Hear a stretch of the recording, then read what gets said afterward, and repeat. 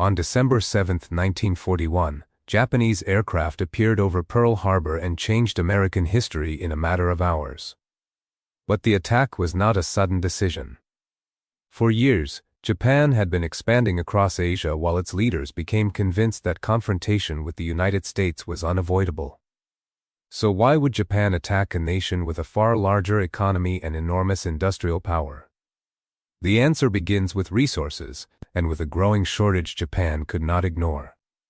By the early 20th century, Japan had transformed into a modern industrial and military power. But Japan had one major weakness: it lacked many resources needed to sustain its growing economy and military.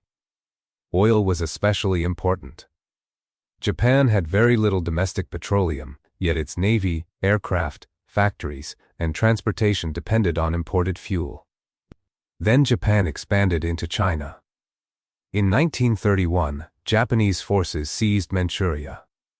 In 1937, Japan entered a full-scale war with China. But expansion created another problem. The United States strongly opposed Japanese aggression in China. When Japan moved into French Indochina in 1940 and 1941, the confrontation became even more serious. By 1941, Japanese leaders faced a dangerous choice. They could retreat and abandon much of their expansion, or move south toward the resource-rich territories of Southeast Asia. Japan chose expansion. And there was one force its leaders feared most: the American Pacific Fleet at Pearl Harbor.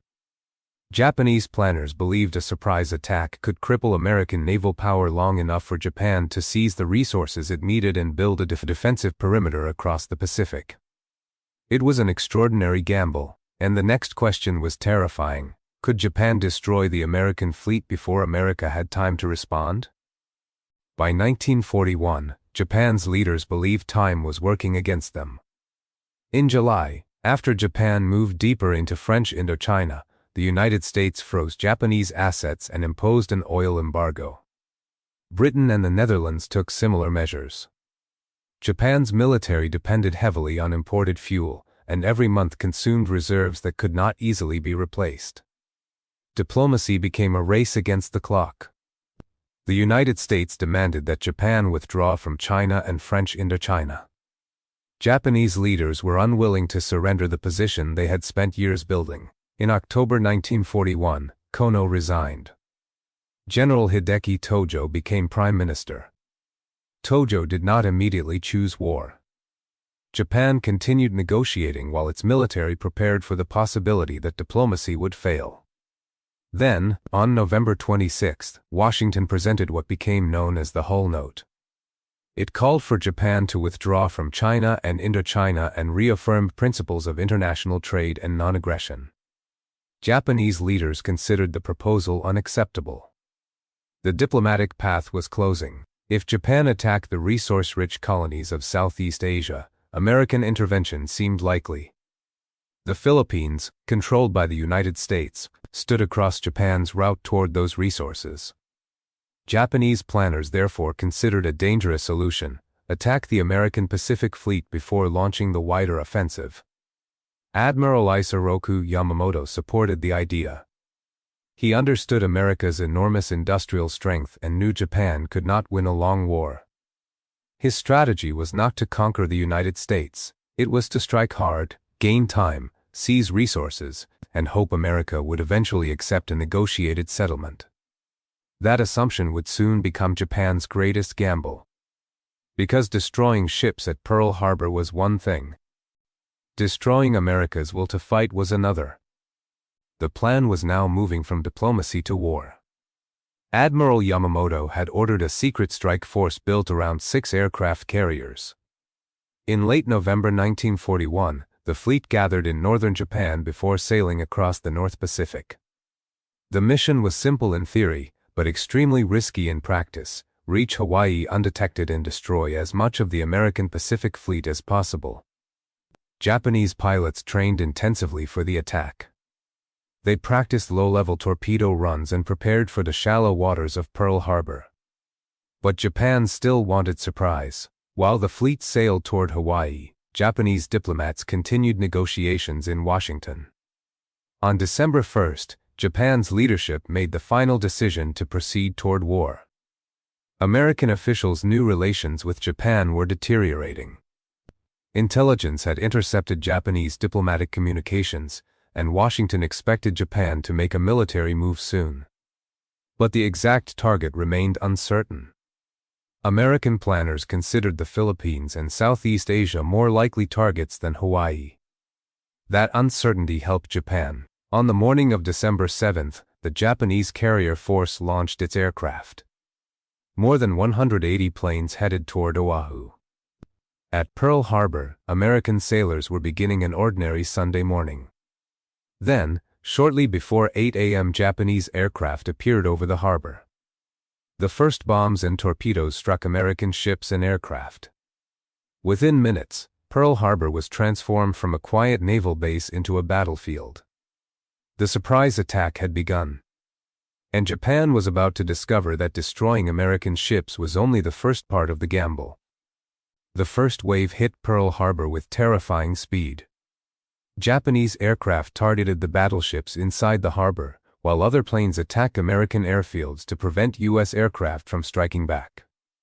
The battleship Arizona suffered a catastrophic explosion. The ship was destroyed, and more than 1,000 American sailors and Marines aboard were killed. Across the harbor, other battleships were damaged or sunk. But Pearl Harbor was not completely destroyed. Several important American aircraft carriers were not there that morning.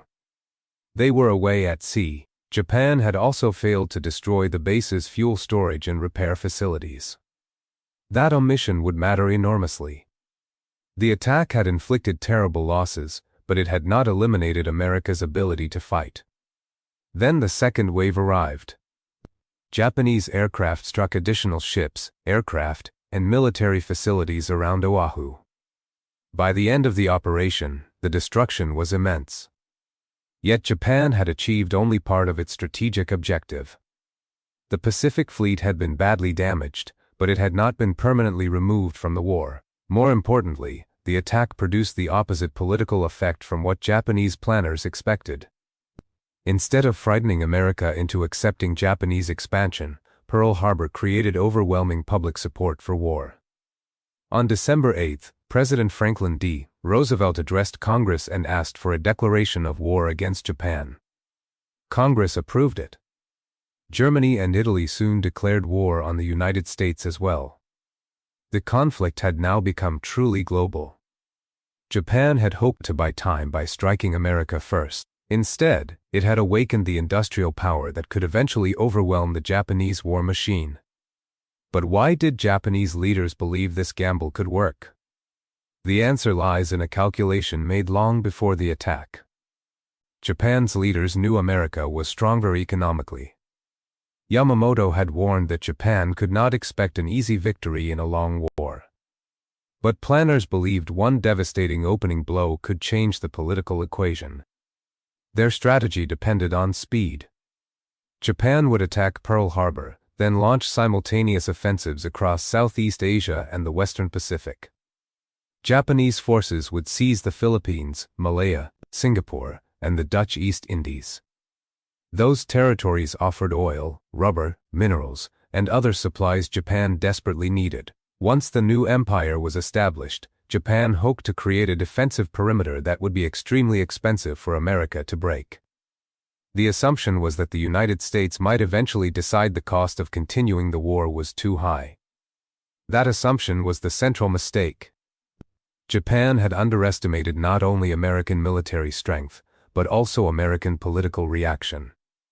Pearl Harbor did not divide the United States. It united the country. Factories shifted toward military production.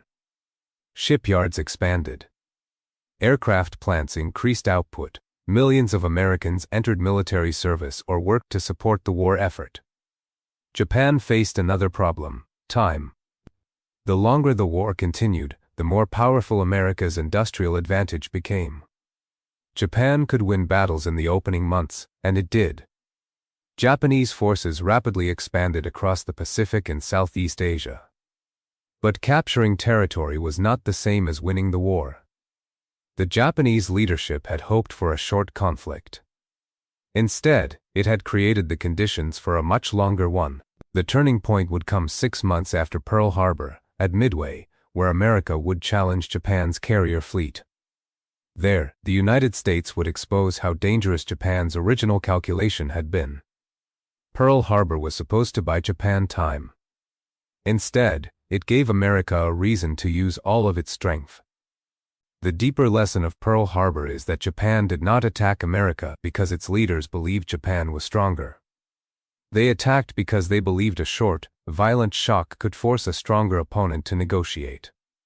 That calculation failed. The United States rebuilt its fleet and turned its industrial capacity toward the Pacific War.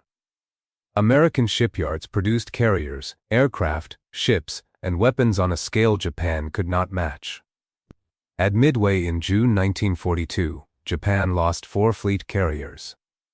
The balance of power in the Pacific began to shift. From then on, the war became increasingly difficult for Japan. American forces moved across the Pacific, taking islands and pushing toward Japan. The conflict became longer and more destructive than expected. So why did Japan really attack Pearl Harbor? Because Japanese leaders believed their empire was running out of time and resources. They feared American pressure would eventually stop Japan's expansion. They chose a gamble, destroy the Pacific Fleet, seize Southeast Asia, build a defensive empire, and hope America would accept peace. Instead, the attack achieved the opposite. Pearl Harbor transformed American public opinion, brought the United States fully into World War II, and unleashed the industrial power of a nation Japan could not defeat in a prolonged conflict. Japanese leaders knew America's potential strength, but still believed a decisive opening strike could change the political equation. It could not. Pearl Harbor was more than a surprise attack. It was a strategic gamble built on the hope that America would choose compromise after suffering a devastating blow. America chose war instead. And that decision changed the course of the 20th century. If you want to explore more moments when one decision changed history, subscribe for the next documentary.